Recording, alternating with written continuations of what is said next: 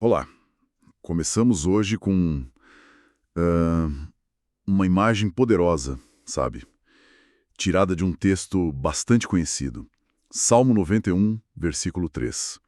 Pois ele te livrará do laço do passarinheiro e da peste perniciosa.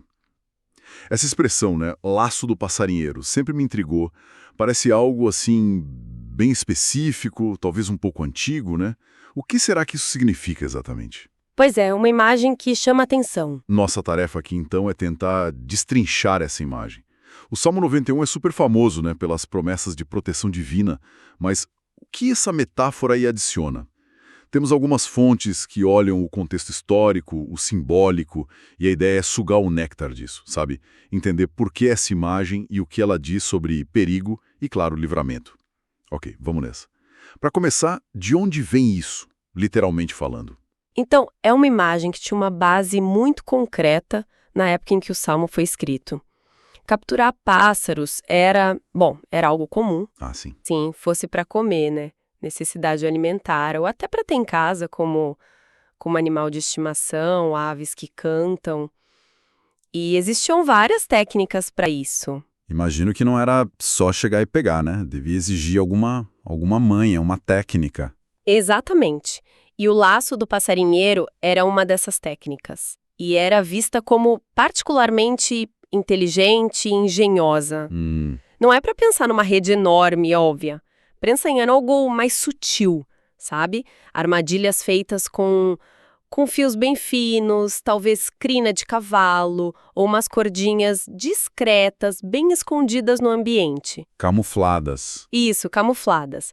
O objetivo era que o pássaro, ali na sua rotina, buscando comida, pousando, fosse pego de surpresa, sem nem notar a armadilha até ser tarde demais. Ah, entendi.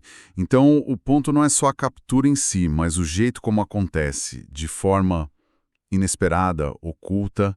Isso já começa a dar uma luz sobre o significado simbólico, né?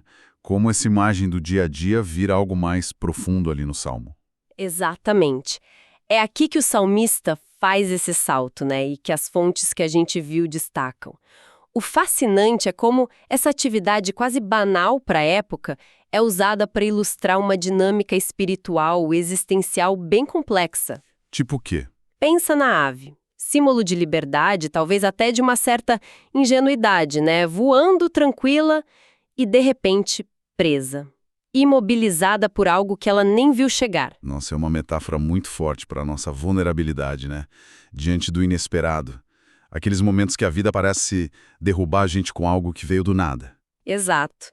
O Salmo usa essa imagem para falar das situações difíceis que pegam a gente. E é importante notar, não são só perigos físicos óbvios, sabe? Uhum. As fontes sugerem que o laço representa um monte de coisa. Ciladas, enganos, tentações, perigos escondidos, talvez até conspirações, quem sabe. Mas também crises internas, momentos de desespero que surgem de repente. Tudo aquilo que prende a gente. Isso, que nos paralisa ou ameaça de um jeito sorrateiro, sabe? Que vai minando nossa liberdade e nosso bem-estar. É a armadilha escondida no caminho. E a força dessa imagem está justamente nisso, né? No oculto, no imprevisto. Não é o leão que ruge e a gente vê vindo. É a cordinha fina no chão que faz tropeçar. Mas o versículo não para aí, né? Ele descreve o perigo, mas já oferece a solução. Sim, essa é a dinâmica central do Salmo 91. Ele não só reconhece os perigos da vida, mas afirma que é possível se livrar deles. A frase completa é: pois ele te livrará do laço do passarinheiro. A ênfase está na ação libertadora que é atribuída a Deus. Ah, então o foco é na libertação. Reconhecer o perigo serve para quê? Para realçar o tamanho da proteção oferecida. Então, mencionar o laço não é para assustar, mas para construir a confiança. Exatamente. Se a gente conecta isso com o quadro geral do Salmo 91, como as fontes convidam a fazer, a gente vê um padrão. O salmo lista vários perigos, né? Sim, sim. A peste perniciosa, uma doença que chega de repente e devasta. O terror noturno, aqueles medos, angústias que batem na escuridão. A seta que voa de dia, ataques abertos, talvez fofoca, perseguição. O leão e a áspide. Isso, perigos selvagens, ameaças diretas. O laço do passarinheiro entra aí como o quê? O representante do perigo oculto, da trama, da cilada que a gente não espera. Entendi. Juntas, essas imagens cobrem um espectro bem amplo das ameaças que podem atingir a vida humana. Faz todo sentido. Cobre desde ameaça invisível, tipo a doença, até o ataque direto. Passa pela angústia da noite e, com o laço, a armadilha escondida. É como se o Salmo dissesse: olha, não importa a forma do perigo. Visível, invisível, esperado, súbito, existe um lugar seguro. Perfeitamente. E o Salmo não deixa dúvida sobre onde achar esse refúgio. É um convite bem claro à confiança em Deus. Lembra? Aquele que habita no esconderijo do Altíssimo, à sombra do Onipotente descansará.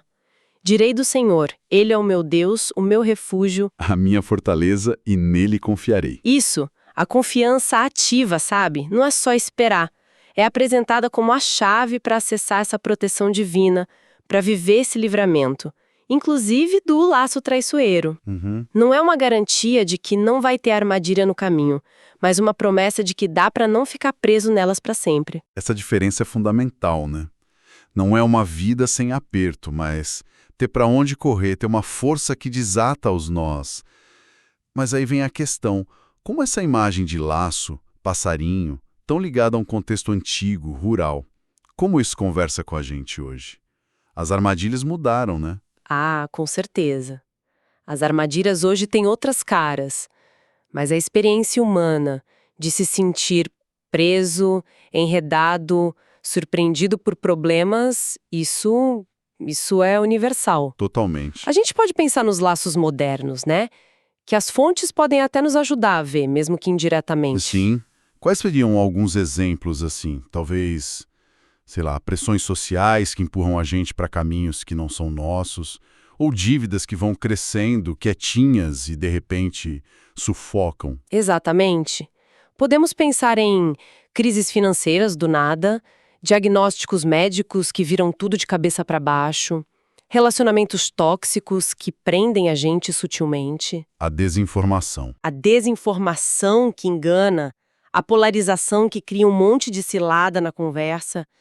E não dá para esquecer os laços internos, né? Quais seriam? Vícios, padrões de pensamento negativos, autodestrutivos, medos que paralisam e não deixam a gente ir para frente, a procrastinação crônica. São todas formas de laços, sabe? Que podem aprisionar a gente de um jeito que nem sempre a gente percebe logo de cara. É verdade. Muitas vezes a gente só se dá conta da armadilha quando já está com o pé preso nela. A sensação de impotência, de estar sem saída por causa das circunstâncias ou até dos próprios pensamentos, é algo muito real, muito atual. A imagem da ave presa, que de repente não consegue mais voar, continua tendo um eco imediato na gente. Sem dúvida. E por isso a mensagem central do Salmo, quando a gente lê pensando nessa imagem, continua super relevante. O convite para buscar refúgio, para cultivar uma confiança ativa. Ativa, não passiva. Isso. Não uma espera passiva, mas uma busca consciente por essa conexão com o divino. Na capacidade de sermos libertos desses nós que nos prendem. Isso continua ecoando. A promessa não é de vida fácil, sem luta, mas de ajuda e libertação na luta. E qual seria o propósito maior dessa libertação? O texto ou as fontes que a gente viu dão alguma pista do que vem depois de se livrar do laço? É só voltar a voar como antes? Olha, as fontes sugerem algo mais profundo. Uma das análises fala que essa libertação divina tem um objetivo: levar a uma vida plena e abundante. Ah, interessante. Não é só escapar do perigo na hora para voltar ao normal.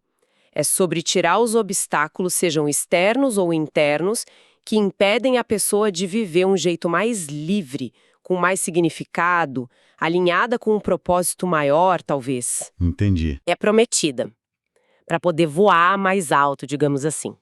Então, não é só sobre sobreviver. É sobre florescer. Desatar os nós para poder seguir em frente de forma mais íntegra. Isso adiciona uma camada bem importante à promessa. Sim, conecta a proteção divina a um projeto de vida. a um desenvolvimento pessoal e espiritual. A segurança que se encontra em Deus não é um fim em si, mas um meio para viver essa vida mais plena.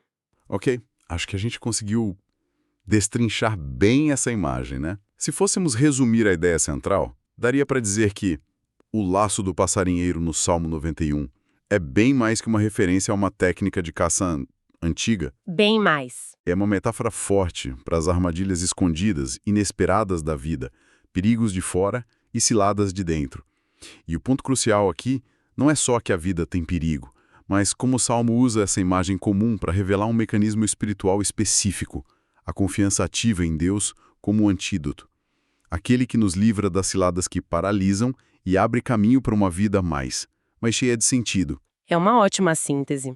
Captura bem como o Salmo pega o ordinário e transforma em extraordinário.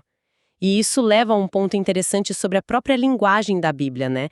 Especialmente nos Salmos, na poesia hebraica. A força das imagens, você disse, como elas comunicam de um jeito diferente de uma instrução direta. Exatamente. A linguagem poética, as metáforas vivas como essa do laço, da sombra que protege, da fortaleza, elas não falam só com o nosso intelecto, sabe? Elas mexem com a imaginação, com a emoção, com a experiência da gente. Uma imagem como o laço do passarinheiro fica na mente de um jeito que uma frase abstrata tipo Deus te livra de perigos inesperados talvez não ficasse. É a diferença entre dizer que algo é perigoso e mostrar a imagem da cordinha escondida na grama. A segunda opção dá uma resposta mais visceral, uma compreensão mais imediata, que a gente guarda. Precisamente. Essa riqueza de imagens, esse uso do concreto para falar do transcendente, do existencial, que faz textos como os Salmos serem tão resilientes, sabe? E capazes de continuar falando com diferentes culturas, diferentes épocas. Como uma das fontes mencionou, a Bíblia está cheia dessas histórias fascinantes e imagens poderosas que passam lições valiosas de um jeito eficaz, envolvendo a pessoa inteira, não só a razão. Uma comunicação que entra mesmo na gente. Bom, exploramos a origem, o simbolismo profundo e a relevância contínua dessa expressão intrigante, né? O laço do passarinheiro, dentro do contexto maior do Salmo 91 e sua mensagem de confiança e livramento. Foi uma boa conversa. E para fechar, como a gente sempre faz, deixamos uma provocação para continuar a reflexão. Algo que nasce do que a gente conversou, mas que talvez as fontes não tenham respondido direto. A imagem do laço fez a gente pensar muito nas armadilhas externas e internas que nos prendem. Mas pensando na dinâmica da própria armadilha, o que essa imagem do laço, que muitas vezes é preparado por outros, poderia nos levar a refletir sobre a nossa própria participação, talvez sem perceber, em armar laços para nós mesmos ou até para os outros, com nossas palavras, ações ou o que deixamos de fazer. Uma questão para levar e pensar a respeito.